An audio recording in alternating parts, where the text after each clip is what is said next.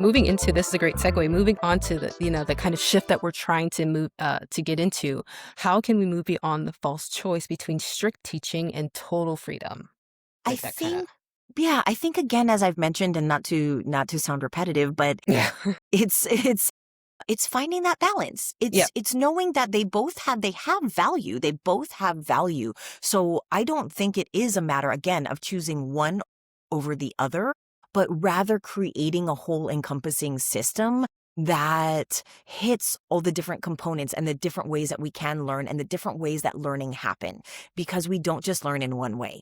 There are so many different ways that we can learn. And so I think it needs to be a combination. I think that ultimately, anytime you go with strictly one way, it can be detrimental, right? Because then there's a lot you're leaving out. If you're saying, oh, no, it's only can be done this one Yes. way, it has to be one or the other, then there's a whole lot that you're not getting. And that really limits how much you can teach and the way in which you can teach. And so I think it really is, as I said, again, that relationship and understanding your student and the learner, Yeah. but providing a combination of modalities, material, ways, styles for them to learn. And I don't think that there is one way or the other. And I think, again, like, as I said, context as well. There might Yeah. be a particular concept where you're like, nope, you know what? Direct instruction is the best way for me to get this particular concept across. Absolutely.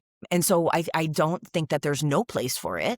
And just like I don't think it's beneficial to it be entirely hands off, because as I said, they're looking as learners, as anything, you need some structure, you need something to follow. And so I think it's a matter of being educated about all and knowing the different ways and understanding that child development and learning and how it happens and being able to draw on all of these different tools.